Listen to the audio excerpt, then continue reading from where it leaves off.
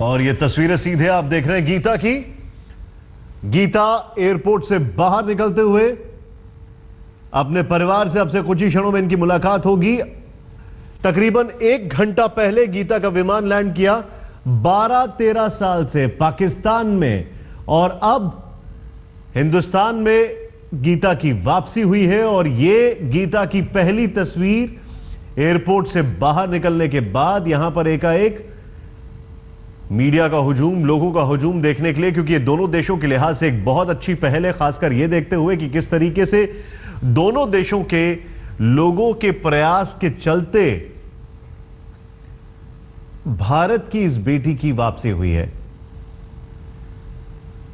और इस पूरी कोशिश में एक बहुत बड़ा योगदान ईदी फाउंडेशन का था, भारत के एक्सटर्नल अफेयर्स मिनिस्ट्री का था। श्वेता सिंह इस वक्त हमारे साथ हैं।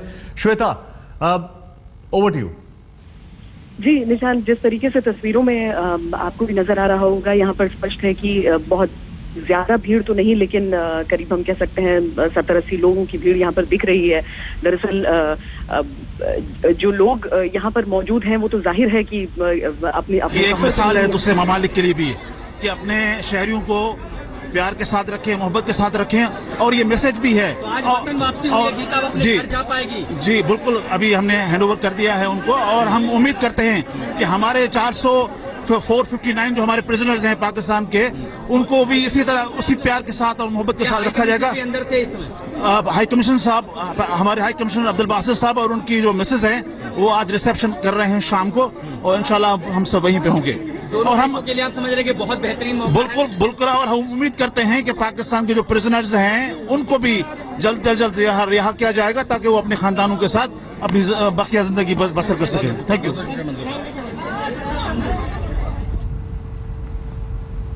ये एक बहुत बड़ा बयान है। बयान ये कह रहे हैं साहब, इस मौके पर राजनीति वैसे अच्छी नहीं लगती है, सीधे सीधे ये कह रहे हैं कि पाकिस्तान के जो 459 प्रिजनर्स हैं, हम चाहते हैं उनको भी छोड़ दिया जाए। डॉक्टर शंबित पात्रा इस वक्त हमारे साथ हैं। डॉक्टर पात्रा, ये तो इस वक्त जरूरी नहीं था, ये जो पाकिस्तान से एक साहब आए जिनका ये बयान आया है, इसकी कोई आवश्यकता नहीं थी, क्योंकि ये शायद भूल रहे हैं सरबजीत को। फिर देखिए, यही फर्क होता है आवाम और सरकार के बीच। आप देखिए, आवाम ने, पाकिस्तान की आवाम ने कितना बड़ा संदेश भेजा है, और वो शांति का संदेश है कि पहली बात तो है, गीता कोई वहाँ प्रिजनर नहीं थी, गीता भटक गई थी रास्ता, और एक भटके हुए को उन्होंने अपने देश वापस भेजा है। आवाम शांति चाहती है, मगर सरकार जिस प्रकार सीज फायर कर रही है, और जो सरकार के एजेंट आए हैं वो भी किस प्रकार राजनीति कर रहे हैं, ये तो हम देख रहे हैं। मगर आज अच्छा दिन है, ईदी फाउंडेशन के लोगों को धन्यवाद, मोदी सरकार को धन्यवाद कि बहुत प्रोएक्टिव तरीके से काम करके ये पूरा कुछ हो सका, और सलमान खान को धन्यवाद कि उन्होंने जिस पिक्चर को बनाया उस पिक्चर का एक बहुत सफल अंजाम आज हम सब देख रहे हैं। पूरे प्रकरण में अगर मैं बहुत ध्यान से इसको देख रहा था, मुझे लगा कि 6 संदेश हैं, जो 6 संदेश तमाम हिंदुस्तानियों को और देशवासियों को जानना चाहिए। पहला संदेश यही है कि देखिए, पाकिस्तान हो या हिंदुस्तान, दोनों के आवाम अमन प्रिय आवाम है, मगर पाकिस्तान की फौज शायद ऐसा नहीं चाहती है। दूसरी बात है कि बीबीसी ने एक बड़ा इंपॉर्टेंट स्टोरी किया है, कल आप अगर बीबीसी देखते तो story of migration of Gita, वो हीरा के नाम से उस समय जानी जाती थी, और जो बिहार से वो पंजाब गई, बिहार की जो स्थिति थी, जो कबीरा ढाब नामक गांव है, उस गांव के 10 लोगों का इंटरव्यू उन्होंने चलाया, जिसमें दिखा गया कि वहां बिजली नहीं थी, वहां पानी नहीं था, और इस कारण से बिहार छोड़ के उसे पंजाब जाना पड़ा, और कहीं ना कहीं जालंधर के पास करतारपुर जो जगह है, वहां बैसाखी के मेले से वो बिछड़ के पाकिस्तान चली गई। कितना बड़ा संदेश है कि बिहार को ठीक करना है। तीसरी बात, यमन की कहानी हो, जहां 58 नर्सेस को, यमन में 5000 इंडियंस को, इराक से 58 नर्सेस को, फादर एलेक्स प्रेम कुमार को अफगानिस्तान से, और अभी हाल फिलहाल में हमने देखा है कि ऑपरेशन राहत इत्यादि के माध्यम से एक तो श्रीलंका के जो 5 फिशरमैन थे जिनको फांसी हुई थी, उनको बचा के लाना। तो सरकार ने हिंदुस्तानियों को अलग अलग गंतव्य स्थानों से हिंदुस्तान लाने को जो काम किया है, यह भी अपने आप में बड़ा है। अंतिम में मैं ये कहूंगा, देखिए फिल्में तो हम मजे मजे में देख लेते हैं, मगर फिल्मों के पीछे भी कई बार कितना कुछ छुपा होता है। ये जब गीता वापस आई है आज हिंदुस्तान, तो लगता है कि फिल्मों में भी एक स्टोरी होती है। और लास्ट में ईडी फाउंडेशन देखिए न जाने कितने साल से काम कर रही है, मगर आज हिंदुस्तान के नाम उस नाम को जान रहे हैं कि ईडी फाउंडेशन कोई है, अब्दुल सत्तार कोई है, बिल्किश कोई है। तो देखिए नेकी कर और कुएं में डाल, एक ना एक दिन ऊपर वाला सब देखता है। डॉक्टर पात्रा, मैं जिक्र कर रहा था पाकिस्तान से जो साहब आए वो बात कर रहे हैं 459 प्रिजनर्स की। जब हम यहां पर गीता की बात कर रहे हैं, मैं इसकी आलोचना कर रहा था और यहां पर आपने बिहार का जिक्र कर दिया। यहां पर मुझे लगता है जरूरी है, देखिए राजनेता से राजनीति नहीं हटाई जा सकती, लेकिन कई बार ऐसे मसलों में थोड़ा राजनीति से ऊपर उठना चाहिए। बिहार अपनी जगह है, वो होता रहेगा, लेकिन यहां पर दो मुल्कों के लोग पास आ रहे हैं, नजदीक आ रहे हैं, ये अपने आप में एक बहुत अच्छी चीज है। खैर, इस वक्त जो तस्वीरें आपके सामने हैं, मैं कोशिश करता हूं श्वेता सिंह के पास वापस जाने के लिए, जो कि एयरपोर्ट से हमारे साथ मौजूद हैं। श्वेता, अभी की आइटिनरी क्या है? यहां पर आई हैं गीता, अब आगे क्या होगा? और जो बिल्किस फाउंडेशन के लोग इनके साथ आए हैं, क्या संतुष्ट हैं? क्योंकि ईदी फाउंडेशन के लोग, खासकर बिल्किस ईदी जो है, क्या वो संतुष्ट है? क्योंकि उनका यहां पर आना अपने आप में एक सबसे बड़ा फैक्ट ये था कि वो ये चाहते थे कि गीता जो है वो सही परिवार को मिले, तब तक वो गीता के साथ रहेंगे। तो इस पर कुछ इंफॉर्मेशन आपके पास? जी, जहाँ तक आइटनरी का सवाल है निशांत, बस इतना है कि अब्दुल बासित और उनकी पत्नी होस्ट कर रही हैं रिसेप्शन शाम में, तो ईदी फाउंडेशन के सभी लोग और गीता वहां पर पहुंचेंगी आज शाम में। इतना हमें आइटनरी के हिसाब से बताया गया है। जहां तक सवाल है उनकी संतुष्टि का, तो कम से कम चेहरे देखकर ऐसा लग रहा था। जो राजनीतिक बयान हम सब ने सुना वो तो एक तरफ है, लेकिन ईदी फाउंडेशन चूंकि जिस तरह के कामकाज में जुटा रहता है और हिंदुस्तान के भी चंद एनजीओ से वो इस बाबत संपर्क में रहता है कि जो लोग हैं, जो आम नागरिक हैं, वो अगर भटक कर इस पार या उस पार पहुंच चुके हैं तो उन्हें किस तरीके से अपने अपने मुल्क, अपने अपने घरों पे वापस पहुंचाया जाए। तो वो इस कोशिश में है कि न सिर्फ प्रिजनर्स ऑफ वॉर बल्कि उस तरह के लोगों को आइडेंटिफाई करके, क्योंकि हिंदुस्तान में भी एक नन्हे से बच्चे की कहानी इसी तरह की हमारे सामने आ रही है मध्य प्रदेश से निशांत। तो इस तरह के जो एक्सचेंजेस है वो चाह रहे हैं कि किसी तरीके से इस पूरी कूटनीति में से निकलकर, सियासत से निकलकर वो एक हकीकत बन जाए, मानवता की कहानी। उस कोशिश में ये सब लगे हुए हैं। अभी तो सबके चेहरों पर वो खुशी है, वो संतुष्टि है, क्योंकि आखिरकार इतने लंबे इंतजार के बाद वो हिंदुस्तान की सरजमी पर पहुंच गए हैं गीता को लेकर, जो कि उनके लिए एक मुहिम था और एक लक्ष्य था हिंदुस्तान पहुंच जाना। लेकिन अभी उनका यही कहना है कि वो इसे अपनी सफलता नहीं मान रहे हैं। सफलता तब होगी जब गीता को अपना परिवार मिल जाएगा, जो कि डीएनए टेस्ट के बाद ही यहाँ पर समझ में आ सकता है। नहीं तो हो सकता है कि जब तक परिवार न मिले गीता के लिए कोई दूसरी व्यवस्था की जाए।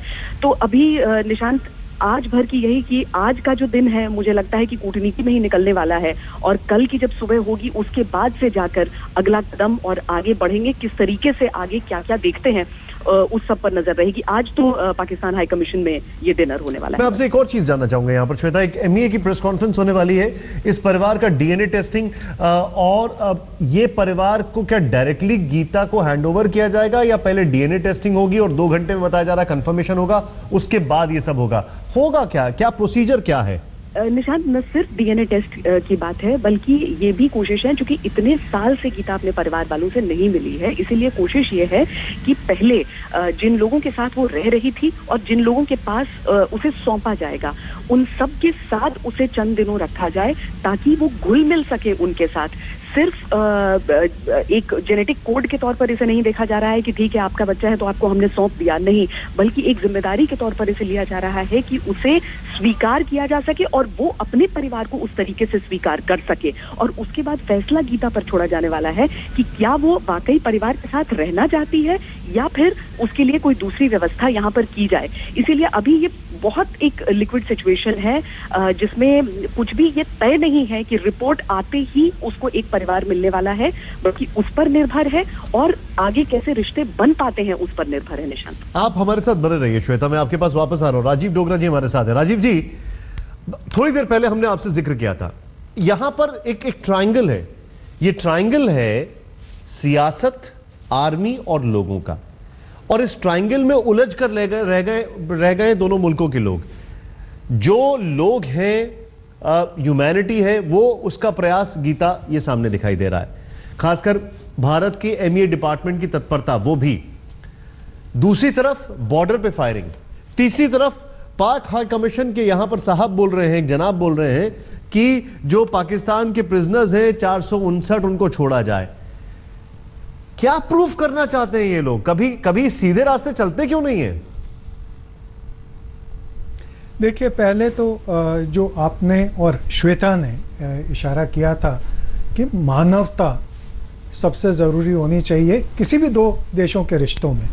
और मेरे को ये लगता है कि जो आपने सवाल पहले उठाया था कि 11 साल या 12 साल क्यों लगे गीता को यहाँ लाने में, या जो दूसरा बच्चा है भोपाल में, उसको भी 2 साल से वो भोपाल में है, वो अभी पाकिस्तान में नहीं जा सका। सो ऐसे जो इंसिडेंट्स हैं ये क्यों होने चाहिए और क्यों इतनी देर लगनी चाहिए? मेरे को ये लगता है कि दोनों देशों को चाहिए कि एक एक कोई एनजीओ डेजिग्नेट कर दे कि भाई अगर वो कहें कि ये बच्चा दूसरे मुल्क का है तो जो ऑफिशियल प्रोसेस है वो इमीडिएटली चालू हो जाना चाहिए, ताकि ये टाइम लैग जो है वो कम हो। क्योंकि ईदी फाउंडेशन के साथ गीता 11 साल से रही और इसी तरह ये बच्चा भोपाल में भी 2 साल से रहा है। तो अगर फाउंडेशन को, किसी भी एक फाउंडेशन को दोनों देशों में डेजिग्नेट कर दिया जाए तो उसको सीरियसली लिया जाए, तो शायद ये मामले जल्दी सुलझ जाएंगे और मानवता के आधार पर सुलझ जाएंगे। दूसरी चीज़ जो ये साहब बोल रहे थे, मेरे को लगता है ये अपने आप को एक्सपोज कर रहे हैं और अपने ऑफिशियल डम को एक्सपोज कर रहे हैं। Absolutely. अगर इनको इतनी सहानुभूति होती तो एक हमारे फिशरमैन को ये मार ना डालते जो सिर्फ एक गलती से कोई रेखा क्रॉस कर गया हो समुद्र की, और दूसरे को वो गोली मार के इंजर ना करते। तो इंसानियत जो है ये प्रैक्टिस में दिखाई जाए तो ज़्यादा बेहतर है। बयानबाजी में अगर ये 469 प्रिजनर कह रहे हैं जो इधर हैं, तो मैं इनको भुट्टो साहब का एक जो ताकीद है वो बताता हूँ। वो कहते मेरे को रात भर नींद नहीं आती थी क्योंकि इंडियन प्रिजनर्स ऑफ वॉर्स की चीखें मेरा दिल जो है, भुट्टो साहब इतने कठोर दिल के आदमी थे, उनका भी दिल आप जो बता रहे हैं, मैं एक बार अपने फिर से उस व्यक्ति का बयान सुनाऊंगा जिनका नाम है मंजूर मेमन। मंजूर मेमन पाक उच्चायुक्त के ये एक ऑफिशियल हैं। जरा सुनिए इन्होंने इस वक्त कितना शर्मनाक बयान दिया है, जरा देखें आप। दूसरे ममालिक के लिए भी कि अपने शहरियों को प्यार के साथ रखें, मोहब्बत के साथ रखें, और ये मैसेज भी है। जी बिल्कुल, अभी हमने हैंडओवर कर दिया है उनको, और हम उम्मीद करते हैं कि हमारे 459 जो हमारे प्रिजनर्स हैं पाकिस्तान के, उनको भी इसी तरह उसी प्यार के साथ और मोहब्बत के साथ रखा जाएगा। हाई कमिश्नर साहब, हमारे हाई कमिश्नर अब्दुल बासित साहब और उनकी जो मिसेज हैं वो आज रिसेप्शन कर रहे हैं शाम को, और इंशाल्लाह हम सब वहीं पे होंगे। और हम के लिए आप समझ रहे हैं कि बहुत बेहतरीन बिल्कुल, और हम उम्मीद करते हैं कि पाकिस्तान के जो प्रिजनर्स हैं उनको भी जल्द से जल्द रिहा किया जाएगा ताकि वो अपने खानदानों के साथ अपनी बाकिया जिंदगी बसर कर सकें। Thank you. साहब, इनका नाम है मंजूर मेमन। ये पाक उच्चायुक्त के एक ऑफिशियल हैं जो कि यहां पर आके पता नहीं कैसी उल जलूल बयानबाजी कर रहे हैं। लेकिन कितना फर्क है, क्योंकि अब्दुल सत्तार ईदी जिनके फाउंडेशन में गीता पिछले 12-13 साल से रह रही है, हमारे दर्शकों को शायद इस बात का इल्म होगा कि अब्दुल सत्तार ईदी का जन्म हिंदुस्तान में हुआ था, वो भी मेमन परिवार में 1928 में, और महात्मा गांधी का जन्म जहां पर हुआ था पोरबंदर से सिर्फ 60 किलोमीटर दूर। बंटवारे के बाद वो पाकिस्तान चले गए, लेकिन उनकी नीयत में कहीं से भी खोट नहीं आया, उनकी नीयत में ईमानदारी रही, और आज उनको पाकिस्तान में मदर टेरेसा, पाकिस्तान का मदर टेरेसा कहा जाता है, सोचें आप। और एक ये साहब हैं मंजूर मेमन जो कि पाक उच्चायुक्त के ऑफिशियल हैं, जो कि बकायदा यहां पर कह रहे हैं कि अब इस मौके पर गीता को हैंडओवर करने के बाद कि 459 प्रिजनर ऑफ वॉर जो है उनको छोड़ दिया जाए। ये शायद भूल रहे हैं कि 2013 में सरबजीत का कोट लखपत जेल में क्या हुआ था। ये शायद भूल रहे हैं कि जो भारत के जो प्रिजनर्स ऑफ वॉर है पाकिस्तान में जो प्रिजनर्स ऑफ वॉर है भारत के, उनका क्या हो रहा है।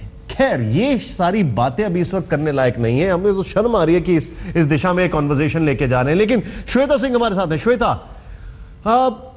मैं आपसे जानना चाहता हूं, आप वहां पर मौजूद हैं, आप एक एक चीज को प्रत्यक्ष रूप में देख रही हैं। एक तरफ वो वार्मथ, वो गर्मजोशी, और एक तरफ वो कोल्ड वाइब्स जो ऑफिशियल्स के बीच में है। इसके बीच में क्या कोई बैलेंस हो रहा है या इसके बीच में एक फिल्टर, एक कुशन के तौर पे मीडिया आ रहा है? मुझे लगता है आम लोग आ रहे हैं निशान, क्योंकि मीडिया तो वो दिखा रहा है जो चीजें हो रही हैं, वो सारी चीजें एक एक करके हम रख रहे हैं। यहाँ पर आयशा एहसान आई थी पाकिस्तान उच्चायोग की तरफ से गीता को वेलकम करने के लिए, हिंदुस्तान की तरफ से गोपाल बागले ने वेलकम किया गीता को, और उसके बाद से जितने भी उच्चायुक्त के अधिकारी वहां पर पहुंचते गए, हालांकि सबको सेल्फीज आप खिंचाते देख लेते गीता के साथ, लेकिन उस सेल्फी के पीछे क्या संदेश देना चाहते थे ये तो बाहर निकल कर जब कैमरे पर बोलने का मौका आया तब नजर आया हमें। क्योंकि एक कमोडिटी के तौर पर आप इस्तेमाल नहीं कर सकते हैं, आप संकेतों में सद्भाव का संदेश दे सकते हैं, लेकिन आप एक संदेश के साथ उसको गिफ्ट रैप करके आप लेकर नहीं आए हैं। ये मुझे लगता है कि पाकिस्तान को भी इस बात पर शर्मिंदगी होगी कि आखिर इस तरह के बयान क्यों आ गए यहाँ पर, क्योंकि जिन प्रिजनर्स की बात हम कर रहे हैं उसमें ऐसा नहीं है कि सब गलती से भटक कर आए हुए लोग हैं। जिन 429 लोगों का वो जिक्र कर रहे हैं उसमें काउंटरफेट नोट, नकली नोट के कई व्यापारी भी हैं, कई पर टेरर के इल्जाम भी हैं, और क्या वो चाहते हैं कि एक शांति के संदेश के तौर पर। मैं आपको थोड़ा सा रोकना चाहूंगा। अभी जिस वक्त गीता वहां पर बाहर निकली, हमारे सहयोगी वहां पर मौजूद थे, उनकी आंखों से देखें उस वक्त वहां पर क्या हाल था। 12 बरस का इंतजार 12 मिनट देर से ही सही लेकिन खत्म हुआ, और अब गीता अपने देश की सरजमी पर आने वाली है। 10:20 पर PIA पाकिस्तान इंटरनेशनल एयरलाइंस की फ्लाइट 272 को यहाँ पहुँचना था। 12 मिनट देर से यहाँ पहुंची। 10:32 पर 1 घंटा करीब हवाई अड्डे में VIP लाउंज में रहने के बाद अधिकारी इसे बाहर निकाल रहे हैं। सामान गीता का लादा जा रहा है, और गीता के साथ जो ईदी फाउंडेशन के लोग आए हैं, जिसमें ग्रेट ईदी के बेटे और बेटा शामिल है, वो लोग गीता के साथ आए हैं। गीता और फातिमा अपने देश की सरजमी पर गीता न बोल सकती है न सुन सकती है। उसके परिवार के लोग यहाँ पर पहुंचे हुए हैं। उनके तथाकथित भाई कंफर्म तब होगा जब DNA की रिपोर्ट आ जाएगी। दोनों के DNA के ये गीता पहुंच चुकी है यहाँ सामने।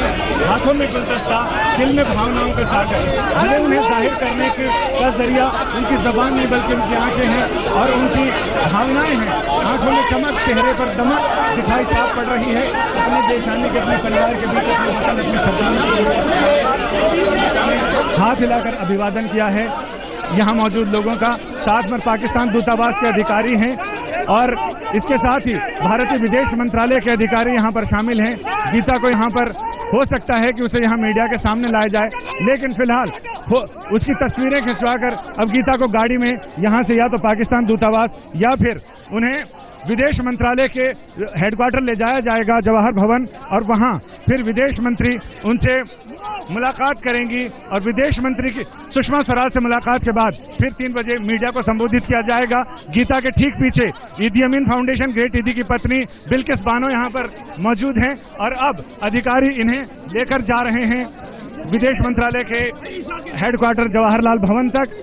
गीता के परिवार के लोग भी यहाँ मौजूद हैं, और हम बात करते हैं उनके परिवार के लोग और उनके हाँ जी आपने गीता को, आपने देख लिया गीता को, किस तरह की भावनाएं हैं आपकी।